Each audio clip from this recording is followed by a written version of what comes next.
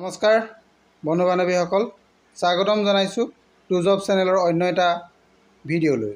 বন্ধু বান্ধৱীসকল, আজি যিটো বিজ্ঞাপন লৈ আপোনালোকৰ ওচৰলৈ আহিছোঁ, আপোনালোকে নিশ্চয় থাম্বনেইলত দেখি গম পাইছেই যে কি বিজ্ঞাপন লৈ আপোনালোকৰ ওচৰলৈ আহিছোঁ।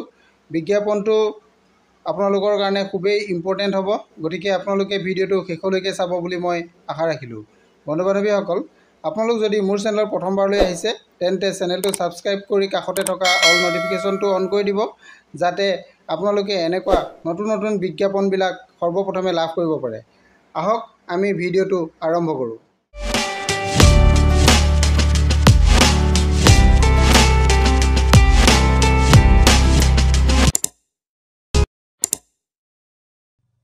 নমস্কাৰ বন্ধু বান্ধৱীসকল, আজি আপোনালোকৰ কাৰণে যিটো বিজ্ঞাপন আনিছোঁ, বিজ্ঞাপনটো আপোনালোকে পদকেইটা চাব, সকলোখিনি বিতংকৈ মই জনাম আপোনালোকক।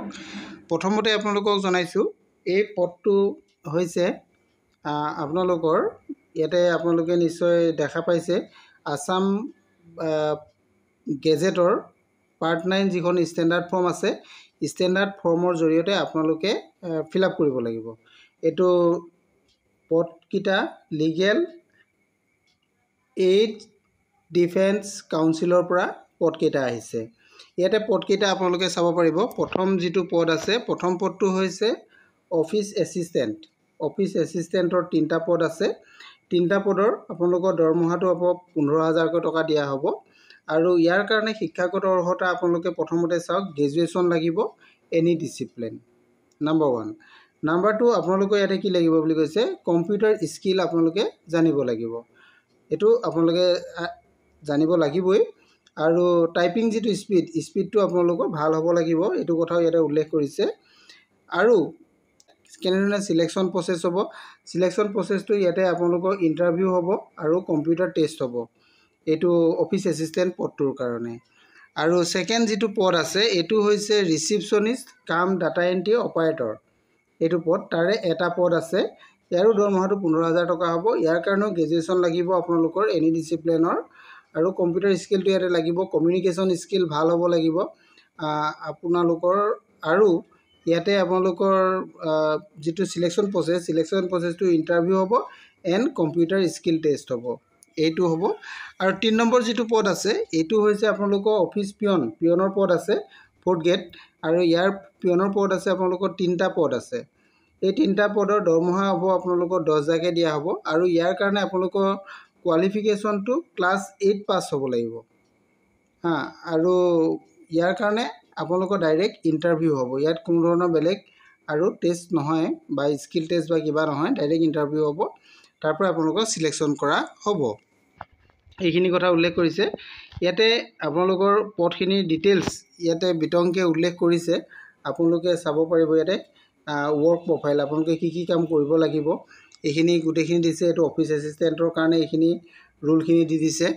আৰু ঠিক তেনেদৰে অফিচ যিটো আপোনালোকৰ ডাটা এণ্ট্ৰি অপাৰেটৰ, ৰিচিপশ্যনিষ্ট কাম ডাটা এণ্ট্ৰি অপাৰেটৰ, তাৰ কাৰণে এইখিনি আছে, কি কি কাম আপোনালোকে তাতে কৰিব লাগিব অফিচত, এইখিনি উল্লেখ আছে। আৰু পিয়নৰ কাম যিখিনি আছে তাৰ কাৰণেও ইয়াতে ৰুল ৰেগুলেশ্যনখিনি দিয়া আছে, আপোনালোকে কি কি কাম ইয়াতে কৰিব লাগিব এইখিনি গোটেইখিনি কাম দিয়া আছে। এতিয়া আমি আহিলোঁ টাৰ্মছ এণ্ড কণ্ডিশ্যন। আপুনি কি কি হ'লে আপোনালোকে এই পদৰ কাৰণে আবেদন কৰিব পাৰিব। নাম্বাৰ 1, আপোনালোক ইণ্ডিয়ান চিটিজেন হ'ব লাগিব। নাম্বাৰ 2, আপোনালোকৰ পদ আছে, সেই পদকেইটা সম্পূৰ্ণ টেম্পৰেৰী পদ বুলি ইয়াতে উল্লেখ কৰা আছে, সেইটো আপোনালোকে চাব পাৰিব। আৰু ইয়াতে মেইন ইম্পৰ্টেণ্ট পইণ্ট আপোনালোকক মই দেখাই দিছোঁ, বয়সটো আপোনালোকৰ ইয়াতে 21 পৰা 38 বছৰ ভিতৰত হ'ব লাগিব। আৰু SC ST তেওঁলোকে ইয়াতে ৰিলেক্সেশ্যন পাব। আৰু OBC MOBC PWD সকলো কেণ্ডিডেটে ইয়াতে গভৰ্ণমেণ্ট ৰুল মতে যিটো এক্সটেনশ্যন পায় এইটো পাব।